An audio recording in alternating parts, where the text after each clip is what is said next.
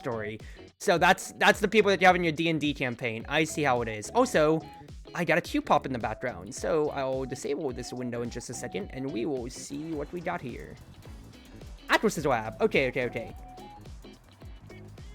Atlas's spark and explosive. Ooh. Explosive is interesting. But I think spark would be better just from my general game plan here, all things considered. So what don't I want to deal with then in this case? Maybe Kazan Gaming, it's either that or just say no to Etz is my thought process. I think Etz could definitely be more of a bully overall. Kazan or Etz would be it, just for, you know, impact traits all around, but we'll see how the rotations come to be. I have Vice is signaling either Zentaro or Vice, so we'll just see what they want. I can easily support the game plan, but I think it's gonna benefit me much better just do my usual vicious plays, act as midfield for Vice, and then, you know, transition back and forth depending on how it goes.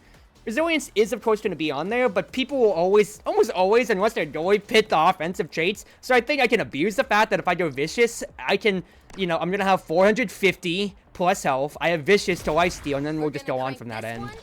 Exactly so. With Aimi Finny, that's a lot of damage immediately being projected on the table. But if I get any more smarts, then this goes absolutely stupid, dude. So let's see how this goes. Then. We're all feeling enlivened today. Okay, respect on the table there. 2 slits, 2 sparks. Finny has spark. Well, because it's just projectile, I guess. Or rather, I don't think Misdirection really needs too much of a buff. Slippies are really the big thing to note here. And I just need to be able to win wars one way or another when it comes to. Don't be afraid to just grab an orb real quick. She can have, and she can keep that going the entire time, quite frankly, there, but it doesn't pan out. In fact, I'll just hit her again. That way, the pressure can continue to be kept on there. Because, yeah, you can see Vice can just look at her. Now it's my job to try to peel things off.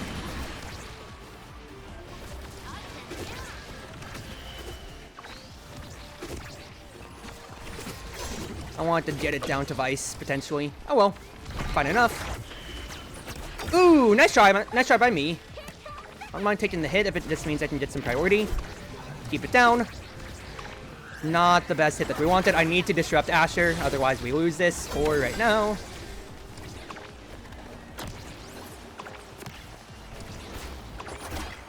Just get it to me.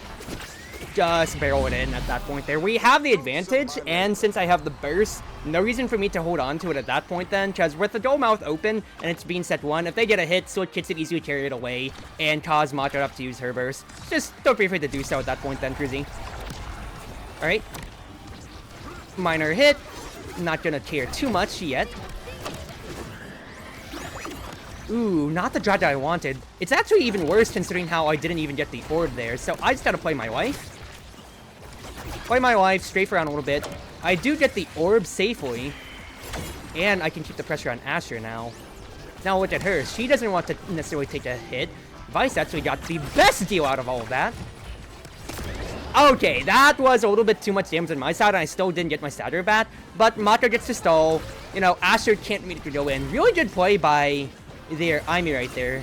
There's no cooldowns left on... I suppose I should take you more seriously. An Asher, though, is the biggest deal. Big plays by me. OCS big plays. And just great stuff. Alright, better rebound by me. You're seeing, even the fact that I died due to Asher detailing me right there, I thought my stature was bad, but I didn't hear the tit noise. Fact is, I got to sustain so much just from Vicious keeping me alive, that even though we are batting mostly even on the terms of, what's his face, mostly even on the terms of our pure stature by itself, I'm still winning so much, just due to the fact that I can just sustain a additional hit. Nice tending by the Finny. I'm taking way too many hits, and that might be a 50-50. So, yep. Good evade there. If you want to waste a hit otherwise, that sucks, but, I mean, I can just evade that. Now that's a big finish out of the way, you can keep looking at me. I'm gonna get my stagger back in a second. Just had to try to get a cleave. Ooh, good wait by them, and Glitch Pop stuns Mako. Okay. So I was able to sustain hits at the beginning there, but I just took a little bit too much. The fact that I didn't get orbs or anything like that in between really hurt me there, because then I didn't have cooldowns to rotate. So goodbye them, pressuring me out. I did get the big finish out of Finny, but it didn't get to amount to anything else, unfortunately, there. Let's just watch the mid. If we can. Keep the lane as congested as possible. Just drag Aimee out of the way if I can. Because getting her killed is way more important more than anything else. Oh. Oh, that's so unfortunate. Just barely didn't have enough speed. There you go. Alright, alright, alright. But I have enough space. Thanks to me getting the kill on Aimee there. She didn't expect to die even though she had the dual mouth buff. The fact is, still sweet spot. Pendulum swing does still hit enough if you're not standing at the lining themselves on the dual mouth to kill. So what's the big things to think about here? I would love Prize Fighter. There's no sparks on the table too, so otherwise then I do think the next idea is immediately Catalyst up. Vice takes Prize Fighter though, which is absolutely the most important thing in my opinion. Otherwise then, I do potentially think it's Egoist, because as much as Stats on Stats is there, deaths are still way too scary on the table, so the fact that Finny took Catalyst means it's Egoist for me. I don't necessarily need an extension. It's not like Whiplash is really hitting too much. Egoist allows me to rotate my abilities more and be a bigger threat. No energy Exodia, but, and even then, Egoist and Catalyst got nerfs, but that's still beneficial draft for us overall. It's just that we just gotta take a look at Asher at every opportunity that we can. That is very unfortunate. That is so bad. I could have used Death Touch earlier there, I'm thinking about it all. Because what else could I have done? I was really trying to find a way to maybe drag Aimee, because since he had to use her evade so early for the Thunderstruck, I want to drag her into the energy, into the, what's his face? Into the Gravity Core, but, you know, that just didn't work out. So the next thing to really focus in on is making sure that, what's his face? That we don't lose our barriers just at the beginning due to BS. You see, that's fine. We lost one barrier, but Vice had better defensive lining because it spawned down there, so Secret Answer. So that opened up the lane, and, you know, Finny does have momentum, but if she used her misdirection at the beginning to be a range strike, nothing else really came to it, unfortunately, then, as you saw. Good point by Vice. Big play potential for us. Potential was the key word. We need to just hit this forward and out. Big. Finny's really getting punished by the fact that, it's his face. By the fact that she doesn't have the speed necessarily to contest with this. So I just need to keep pressuring her on that end. I'm just gonna get the orb. Pressure Aimee. Great stuff by me. Orb gaming allows me to keep moving with some propensity. Cover the top half, because that's the most scary end.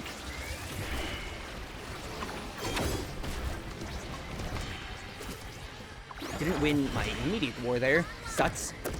Eat a few hits. I was about to say, don't be afraid to press the burst button right then and there, just because with how close we are to dying. Not the cleanest pass, but I need to beat... I was about to say, I have to beat, what's his face? Asher here. Burst button's gonna be used! You had to press it! Very glad that you pressed it. Put some pressure on Asher. You're using your cooldowns to try to kill her, but that's a demon angle either way. Okay, that's more than fine. Great reaction, Macho, because as soon as the goal barrier went down, you had burst, Asher had burst. I thought it was just going to be a burst stop, but you also had your ensnare drums, which I am more than happy with. Won my war. Asher took a hit. I'm surprised I didn't necessarily get like dash punch or anything like that there. This is such a rough war to be taking. Nope, you didn't get a clean dash punch off, so I am still living one way or another. Ankles absolutely broken, dude. Nice. Playing my role, still living, and I'm even gonna get an orb too. Oh, what an amazing play by me. This is dangerous. Dangerous spotting. Have to drag it out. Good stuff. Ooh, not the best carry by me, but I won my war again. We'll take it. I got no assist on that, but that was so good by me. What am I capitalizing on, especially from that when I got that death touch there? Finny has momentum boots, but she still is Finny. She has to commit one way or another. So that's really the problem that I'm getting to cause, of just hits, making sure that there's no way for her to really get in one way or another.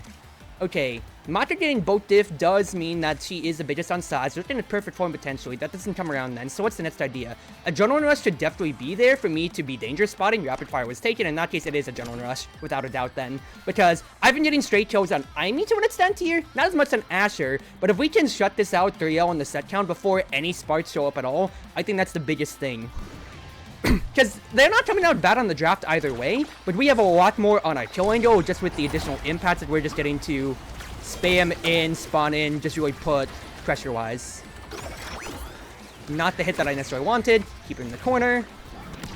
Aimee actually takes a pretty bad hit. I'm not going to lie right there. Keep the pressure on her. I can't believe Finny tended that out. I'll be honest there. Good cleave by me. Aimee respect forced. I tried doing a pendulum swing just to keep the pressure up. Not the hits that I would have wanted. Oh, it's just 1v1s almost being lost all throughout. If I can get the kill, that would have been the biggest thing in the world. I have to keep the lanes cut short. You can pressure me. That's not a kill yet. Ah, it's just too much, too much. Vice had to commit her body there to eat the fire essentially, so I'm being zoned off body-wise there. If I got the kill on Aimee, that would have been the reset that we needed, and maybe a little bit more stagger for me to play with. That's a game of inches. What's the problem, though? Stats on Stats and Asher. The fact that we didn't get a kill to really begin with really blows momentum-wise, because we need to get her killed. Otherwise, these problems are just going to keep persisting, and we just are not going to have a good time dragging things out. Nice plays by them. I had to drag it one way or another there. Rough, dude. Rough. I'm taking too much damage. I just got chain stunned to oblivion right there. Yep. Okay. We need... It's advice. Lost their prize fighter with stats. The main thing is that we need to slow the game down, because they are starting to barrel us down just due to them winning their hits with like rapid fire, for instance, or Finny getting to control it. If we can get some attrition out, then I think that is how we get in here. Sorry, that. Or if I can get just a amazing drag kill like so, pressure Asher, win my war. Wars are being won. Drag Asher out and around. Don't have to pay attention to her at all, because I've won my side of the conflict here. Ooh, rough on the timing there. I detonated the gravity core deliberately right there, I will admit. I can't take a hit. Just watch our lining, Look for it. I was hoping for a creative bat pass was the idea there, but it still went to me! I played my role fine. I was on stagger, so I couldn't take any more hits, but big thing, even with Asher staying on the top side of the door mouth, that's stats on stats gone. That's Vice's prize fighter back up. We can reverse sweep this set. For sure. That's great pressure. A kill for the goal barrier, I think it's very much so worth it. We definitely have the propensity to just barrel this down, without a doubt. Bat pass. Lovely angle. Drag Finny back with my death touch. Oh, you love the momentum. You love the tempo plays. I played that perfectly right there. Because even though she had big finish, if I just pull her out of the way with my death touch, she can't guard it. That's her momentum boost gone. It's over. Just cut the bottom. Keep it cut. Put pressure on Aimee, because she wants to keep cutting on that corner right there. She never gets the core. And guess what? That's the game. That's just the game starting to barrel out of the way for them. Cover the top. Keep our strike pressure on the corner here. I wanted to press my own burst button right there, but it just got a little bit out of the way. It's alright. The strike tap is what kills me. The fact is, when Rasmus has a point-blank stun, or Death Touch has so much utility, but I think my favorite utility out of it all is the fact that it is just a point-blank stun button. Like, legitimately. It's so good in serving that role as point-blank. I want to look for an ankle break potential. Egoism, ladies and gentlemen. I am way too good at my job.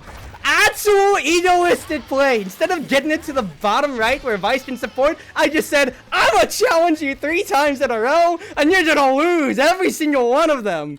Whoa! Whoa!